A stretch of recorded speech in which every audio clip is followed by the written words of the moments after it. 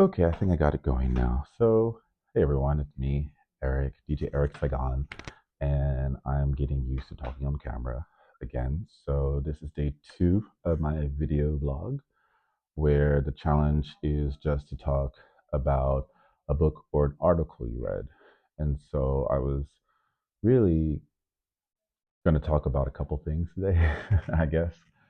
Uh, I had a meltdown today. It was very interesting. And the phone that I'm using right now, that I'm looking at right now, uh, last night, a friend of mine, Esther, told me turn off my phone so I can actually sleep better. And then I turned it off. Shout out to Esther. And then when I turned it off and I woke up this morning, it didn't turn on. Like, it's an iPhone 16 Pro, pretty nice. I had it for 4 months. It's brand new and it just stopped working. So you can imagine, just imagine the morning stress because usually I wake up around 8.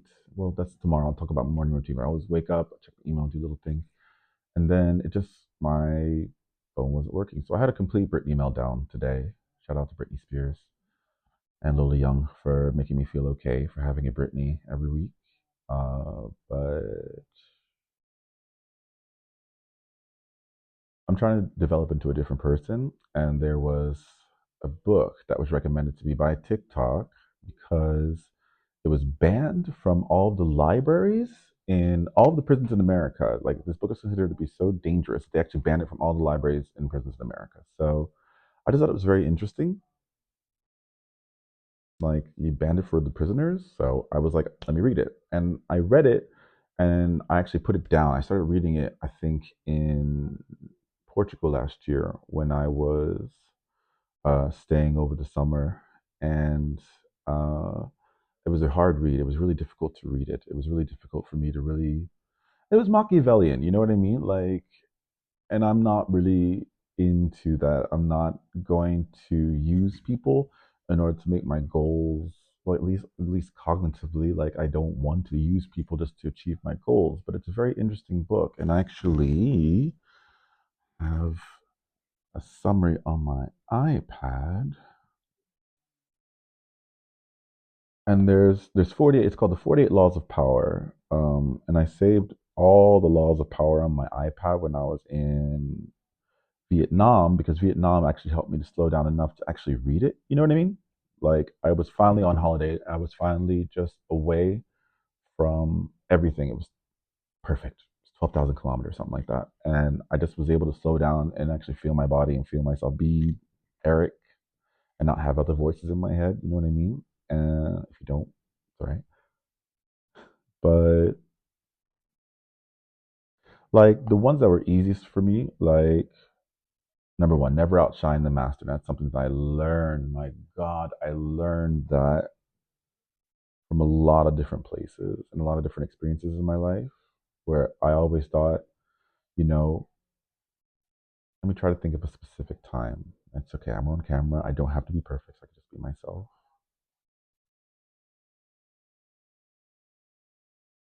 I always thought that if I looked like I was the best performer, number one, and if I was always good, especially when I was younger, I always thought, okay, that's going to mean that I'm going to get so much love and attention. I'm just going to be automatically rich and famous. Uh, and I actually got a little bit cocky with it. I remember when I was in third grade, I used to look at kids that were around me. I was like, why aren't you done? Why aren't you done this yet? Like, why aren't you done? We were doing math work in our classroom. This is like, here you go. This is like a long time ago. This is in the 90s. Um, yeah, I just remember looking at the kids all around me and being like, why are you guys still working on stuff? I was like, I already finished this. Yeah, little Eric was an asshole, but that was pre-divorce. But I understand it now looking back that I always just acted like I was better than everyone, especially when you're out trying to master. So if that's a teacher or if it's your boss, I had that with the boss as well when I used to work at a company. I'm not sure I'm going to say the name of the company. Maybe I could say the name of the company. It's called T. Rowe Price. It's just a normal investment firm.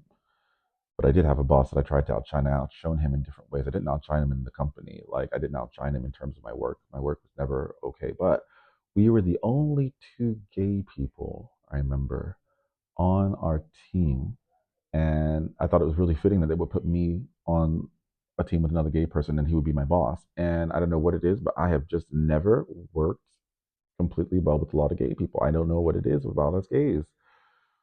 But we are catty to each other and bitchy, and there's trauma. And I had that with him, and I made sure to outshine him in the way that I could outshine him because I was never really on time. It was my own fucking fault. But what I did do, I used to outshine him with clothes because I was fashion. I am fashionable. Shit.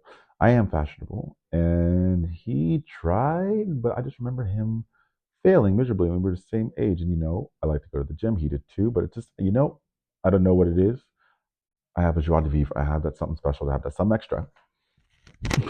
I do, and he knew it, and I knew that he knew it, and I knew that he was jealous of whatever it is in my personality. Especially at this time, I was more cocky. I think hopefully I was more cocky back then. This was in my. Ooh, I was 25. I was trading mutual funds, and I was cocky.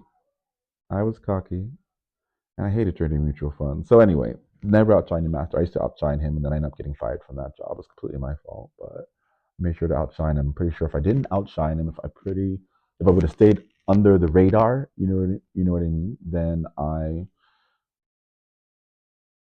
maybe I'd still have that job. I don't know, but that means that I wasn't supposed to have that job anymore.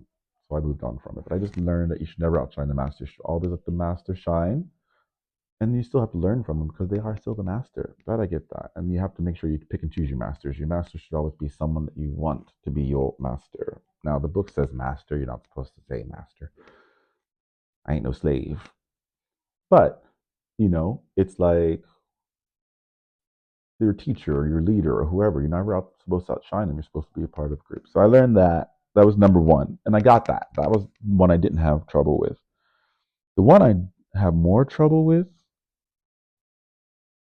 pose as a friend, work as a spy. That's number 14. I refuse to spy on anyone. I'm not a spy. I hear gossip, but I'm not a spy. Also, little Bobby, yes, I tapped my weave. I have to get a new one, but I'm just gonna go on camera anyway and just talk to people, talk to you, because if we were sitting in my living room, this is how I'd be chilling in my living room right now. But pose as a friend, work as a spy.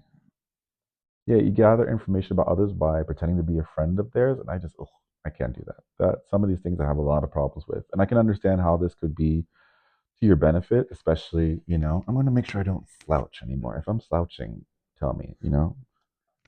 But if I'm not going to act like I don't like you. If I don't like you, you know it. And if I want to know you, then I'm going to want to know you. Like, I'm not going to pretend for anything for information. I'm just like, the information will get back to me anyway. Let's be honest. Like, ha ha ha. Oh, I live above a bar in Amsterdam in the center next to the Royal Palace. So there's always someone screaming. Actually, I think that's Jules. And if you're watching Jules, he's probably not watching, but Jules de Blacour, that's his name. He's probably outside doing stuff. I have ADHD. I know I'm jumping back and forth. I see it now. But pose as a friend, work as a spy. Number 14. Don't like it. I'm not going to work as a spy for anything. But I do know the information always gets back to me. Always. Always. I don't know why. Maybe because I'm a DJ. Um. Okay, let's switch it to one that I do like. Is ooh, play on people's need to believe to create a cult-like following. Okay, hear me out. So play on people's need to believe in order to create a cult-like following. That's number 27. Now, I'm not saying that I would make a cult. I'm not saying I'm a fan of cults, but you need to have a cult-like following. So, okay, I'm looking at you, the camera. I'm talking to people now, right? I want to create a cult-like following. I want you to follow me, subscribe to me. I want you to be interested in the information, the topics I talk about. I know whatever I can give to you. I'm going to talk a lot, but I want to. People want to believe in something. I want to believe in something. I believe in a lot of things. I believe in Jesus, all the teachings of Buddha. I believe in myself. I believe in a lot of things. But what what do you want to believe in? Like, what's something? What do people want to believe in? I feel like people want to believe in like that there's good people out there, and that hopefully I'm one of those good people. You know what I mean? Like that I am one of those good people you can listen to. What do people want to believe? What do you want to believe? Like that you get the correct advice from me or from you want to believe. I get that. I want to believe too. I want to believe that when I hear something that feels good that you there's a dichotomy, that there's a to and go or to and fro or send and go or something like that. Yeah, I think it's like send receive. That's it. Send and receive. That there's send and receive. You know, I want you to believe in me so that I can believe in you, and then we believe in each other, and then we make a cult like following, cult like following. That's what I want to do. So that was the one that I liked. Moving on. Getting hot in here. Okay, one more that I liked. So be royal in your own fashion. Act like a king to be treated like one. Carry yourself with confidence and authority to gain respect. So these are just little quick things that I got from it, and I love that because I didn't know what it is. I will talk about it. There's a thing that happens whenever I go out, and I've had maybe I mean I don't okay. People have bowed, people have curtsied in front of me, like, "Oh, Eric, hello," and I love it. I love it. I love it. I love it. My mom used to tell me, and I don't know if it's true, but like, we're African, we're Ghanaian. I'm Ghanaian. My mother. Oh, I had to get used to having a microphone. Hold on. Okay, so I'm Ghanaian. I'm half Ghanaian. My mommy is American and black, and she would tell me, stories about growing up because I didn't really have my dad growing up. So she would tell me stuff about, who I am and what tribe we're from. We're from the Fanti tribe.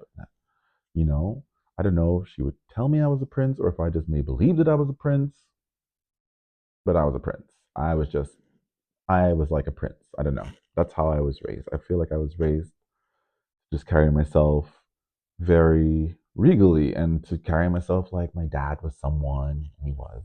May he rest in peace. But just to carry myself like that I got some sense. That's the whole part of being royal. That's one of the reasons why I love The Crown and I love watching Princess Diana, Queen Elizabeth. And even sometimes I know that I speak as if I'm English, and I always make sure that if I do speak English or with an English accent, that I sound posh. And I'm sorry if my English accent's not doing so well right now because I'm nervous that I'm on camera. However, I will make sure that every time I do decide to speak on camera with a British accent, I'll do better. I don't know how that sounded. I always get nervous when I do it on camera. Literally, when I do it with a gin and tonic, I am perfect. But right now, whatever. But I like to be royal in my own fashion. I like to make sure I look well and I dress well and dress accordingly and you hold your head up. And one thing I always told people, especially when I was doing my English lessons to people and they were talking or complaining about English, is that when you speak English, you have to speak it slowly, you have to enunciate, you have to say every word. So speak like Queen Elizabeth. When you look at royalty or rich people, they do not speak fast. They're like, hey, blah, blah, blah, blah, blah, I'm gonna do it like people at the auction. No, no. They always spoke slowly and eloquently. They had time. We got time. I have time today. We have time. I love that. I don't have time, but I usually have time. I'm probably talking too much again. But we have time. I like that. You have time. Speak slowly and enunciate. That's how Queen Elizabeth always spoke. She always made sure that every word was understood so that she would never repeat herself. Because repeating yourself, I hate repeating myself. I'm not going to repeat myself.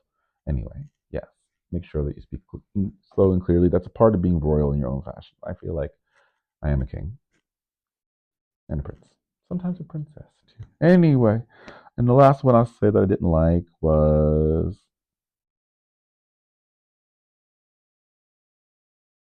yeah, I didn't like disarm and infuriate with the mirror effect. So it says that you reflect people's actions and attitudes to disarm or frustrate them. So reflect people's actions and attitudes to disarm or frustrate them. So that's childish. So if someone is petty to you, petty to them, you mirror them and it just frustrates them, which I understand does not give them the satisfaction of you being frustrated, but I'd rather just walk away. I'm just like, bye. Nope. Nope. Nope. If you want to start a fight with me, depending on who you are, I probably really don't give a shit. Like, Am I going to get money from this fight? Am I Jake Paul? No. Like, what? No. What? No, if someone is doing something stupid in front of me or doing something I don't like and have to mirror them, I don't know. You tell me what you think. But if someone is doing this, if someone is doing something childish or something, I'm not going to mirror their actions. I'm simply going to walk away. I do not have time for this. Anyway, so that was all of my things about um, the 48 Laws of Power and the horrible. I didn't have a bad day. It was really a fine day. I just had such a meltdown because my phone not working. Clearly, it's working, so everything worked out. But it was more than that. So I'll talk about that maybe tomorrow. This is therapeutic now. I hope I get used to this. I hope that you enjoy this. I hope that I look normal. Please comment if you guys have tips for me on how to look better on camera, or you don't like this or like this. I have to get open to seeing comments and stuff. So don't be brutal. Don't be rude, but you can be kind and tell me what you think about my video blog. So this is DJ Eric Saigon signing out. Thanks.